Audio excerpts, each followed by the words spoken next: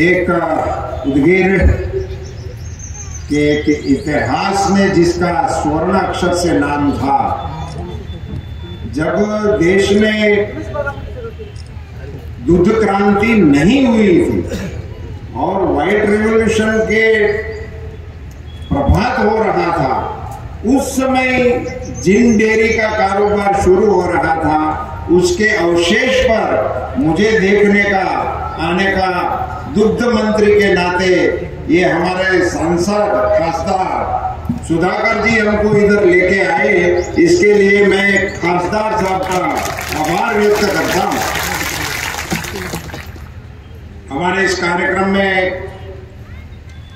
उपस्थित हमारे पूर्व आमदार गोविंद अन्ना केंद्रे जी, माजी आमदार सुधाकर भोलेराव जी, भाजपा जिला के अध्यक्ष श्रीमान देशमुख जी, हमारे जिला के दोनों वरिष्ठ अधिकारीगण, हमारे मंच पर विराजमान सभी महानुभाव और मेरे प्यारे किसान भाइयों एवं बहनों, आप सभी को मेरा नमस्कार। मैं गुजरात से हूँ, इसलिए जय श्री कृष्ण कहूँगा।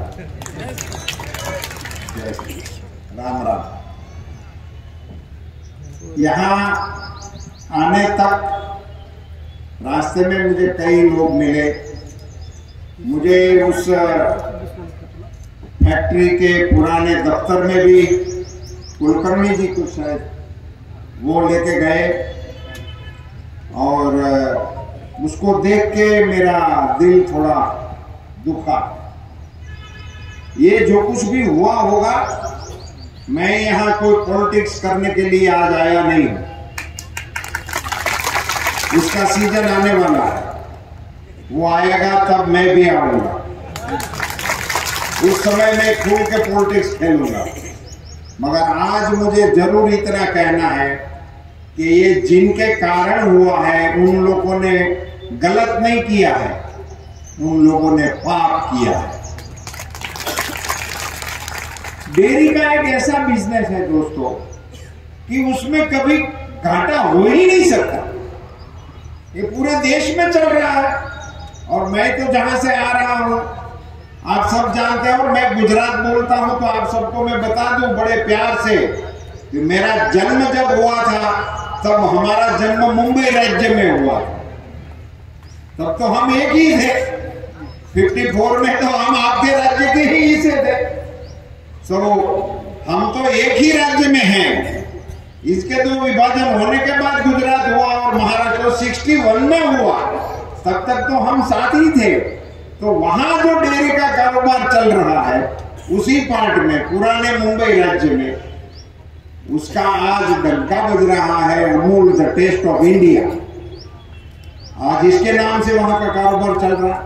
हमारे गुजरात के किसानों के अकाउंट में सूर्य उदय होने से सूर्यास्त होता है तब तक 150 करोड़ रुपया रोजाना हमारे किसानों के अकाउंट में दूध के व्यवसाय से आता है। ये सभी जगह पे हो सकता है। हमारे खासदार साहब सुधाकर जी बता रहे थे, मेरे साथ हैदराबाद से गाड़ी में बैठे हैं, इसलिए आपको समझ में आया होगा मुझे 3 घंटा बैठना पड़ा इनके साथ। तो इन्होंने कितनी बातें बताई होगी आप समझ सकते हैं। यहाँ कितनी बारिश होती है, क्या होता है, यहाँ के पशुओं को यहाँ के किसान अपने परिवार की तरह रखते हैं। ये जानकारी उन्होंने मुझे दी।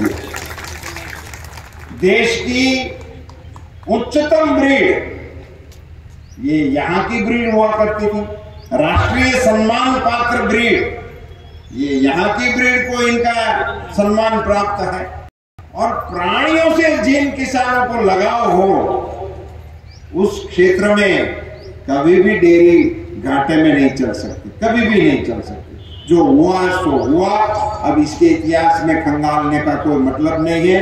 किसी को टिका टिप्पणी में जाने से ये समय और भी बर्बाद हो सकता है, इसलिए मैं उसमें जाने के पक्ष में नहीं हूं। मुझे सुधाकर राव जी ने जब से ये खासदार मुझे 3-4 बार रूबरू मिले। पहले तो मैं यही समझा था डेयरी करना है, मैंने ऐसे ही बोल दिया करो, हम तो डेयरी करवाने का मंत्रालय चला रहे हैं।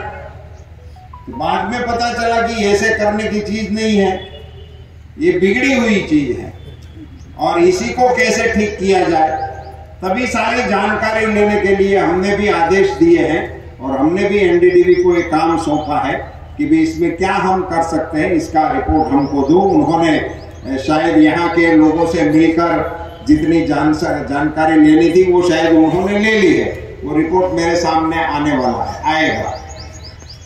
मगर मैं यहाँ के किसान भाई बहनों के बीच में, दूध उत्पादन और पशुपालन करने वाले किसानों के बीच में भारत सरकार के दुग्ध मंत्री के नाते ये जरूर कहना चाहता हूं कि इस उदगीर डेयरी को चालू करने के लिए जो भी करना पड़ेगा वो करने के लिए मैं तैयार हूं। ये कोई इलाज ही नहीं है, ये इसलिए नहीं है कि अगले समय हमको यहां से भाजपा को वोट मिले, ये इसके लिए जरूरी है कि इस इलाके के लोगों को काम मिले। और काम मिले इतना ही जरूरी नहीं है दोस्तों, ये काम क्या है, ये दूध का काम है, ये देश की आवश्यकता है, ये दुनिया की आवश्यकता है।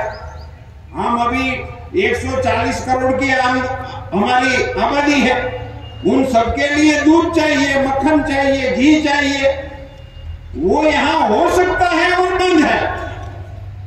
मेरे को यह भी जानकारी दी गई कि यहां मदर डेयरी ने कुछ कलेक्शन शुरू किया, तो एक प्रकार से प्रैक्टिकल तो थोड़ा बहुत यहां शुरू हो गया।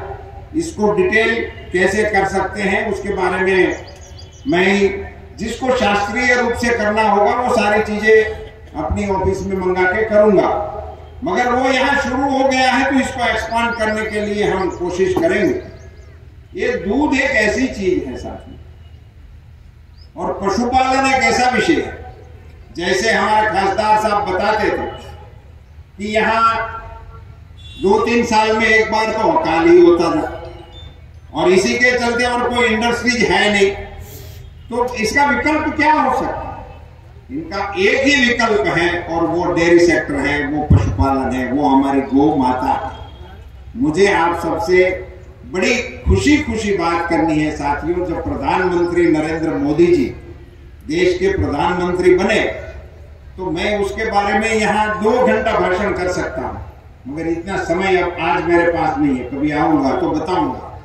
तो वो तो चंद्रयान से शुरू कर सकते हैं, G20 में जा सकते हैं, दुनिया में भारत की जो शाख बढ़ रही है उसके किस्से में यहाँ गिनाने बैठो तो सुबह हो जाए। इतने काम देश में मोदी जी के नेतृत्व में चल रहे हैं, मगर आपकी तालियों को बचाए रखो। मगर मोदी जी ने प्रधानमंत्री बनने के बाद सबसे बड़ा निर्णय जो लिया है वो मैं आपको बताना चाहता हूं, और मुझे लगता है उदगीर से इतनी अच्छी जगह मुझे और कहीं पे नहीं मिलेगी। इसलिए बता रहा हूं कि प्रधानमंत्री मोदी जी ने प्रधानमंत्री बनने के बाद सबसे बड़ा और अच्छा निर्णय लिया है, तो उन्होंने हमारे देशी गायों का संवर्धन करने का निर्णय लिया। और ये कार्यक्रम आज हम हमारे विभाग के जरिए बड़े पैमाने में चला रहे हैं।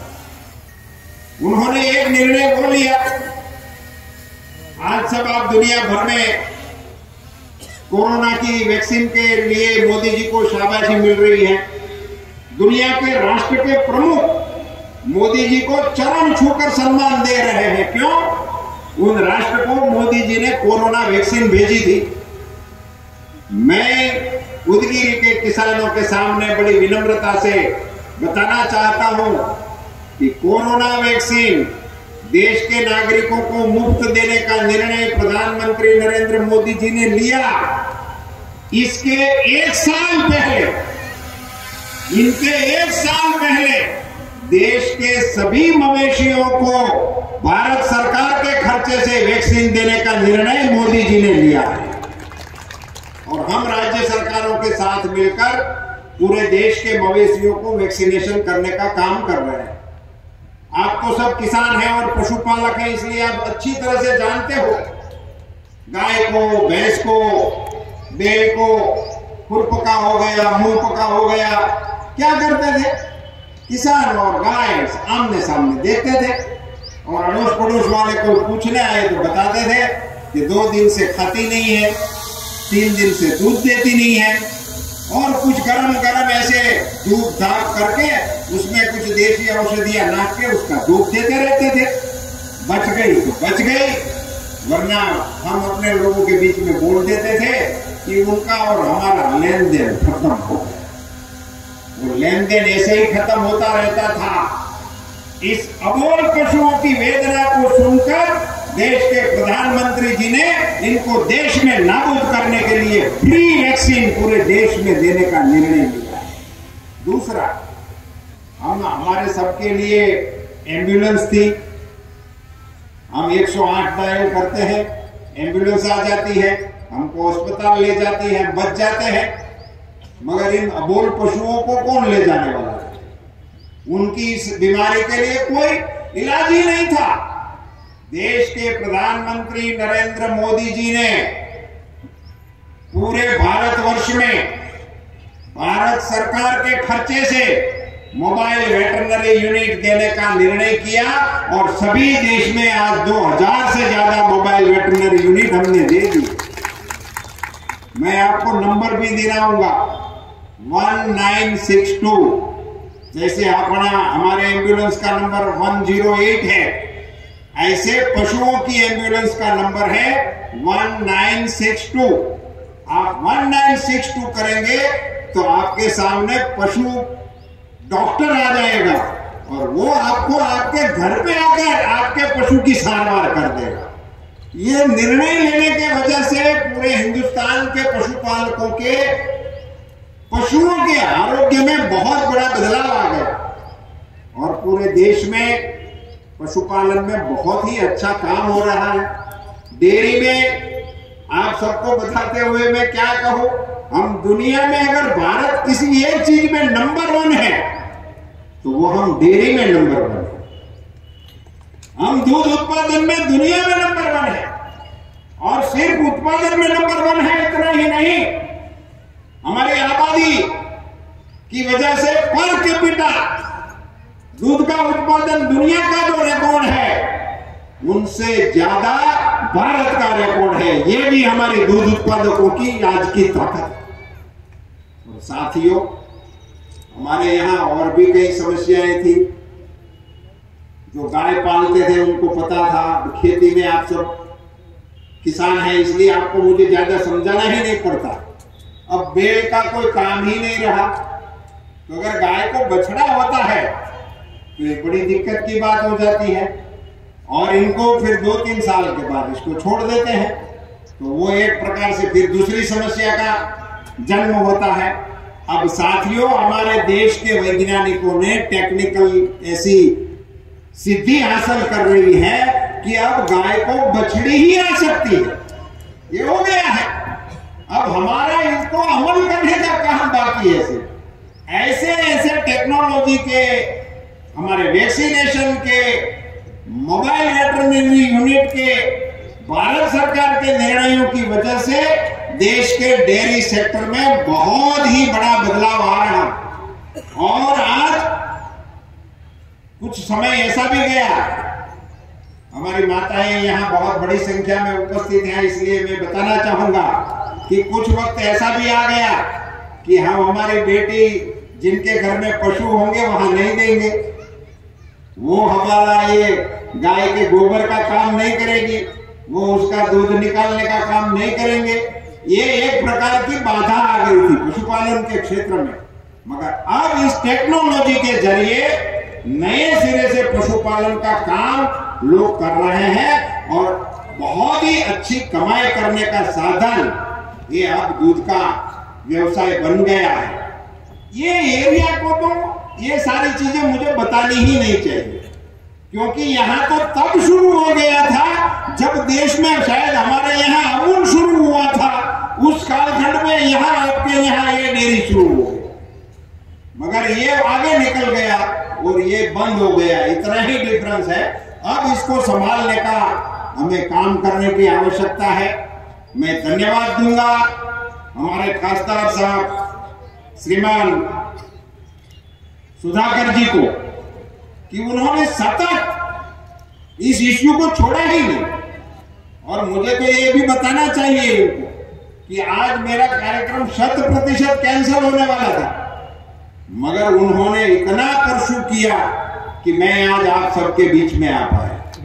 मेरे लिए खुशी की बात यह है कि देश के दूध उत्पादक मंत्री के नाते, देश के पशुपालन विभाग के मंत्री के नाते मैं आज ऐसे एरिया में आया कि जहां एक बार दूध का कारोबार बहुत ही अच्छी तरह चल रहा था, वो बंद हो गए हैं। हमारे पशुपालक उस काम से निराश हो गए हैं, आगे का कोई रास्ता नहीं दिख रहा है। ऐसे समय पर ये सांसद महोदय ने भारत सरकार का ध्यान आकर्षित करते हुए मुझे आप सबके बीच में आने का सौभाग्य दिया।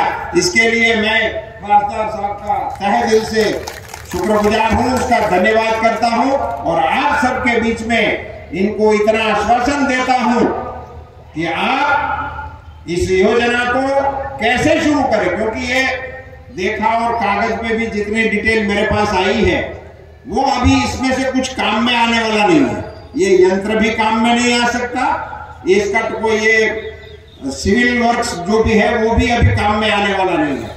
तो ये सिर्फ भूमि का उपयोग करते हुए नए सिरे से नया प्लांट कैसे शुरू हो सके उस दिशा में ही हमें आगे बढ़ना होगा, उसी दिशा में ही हम आगे काम करेंगे।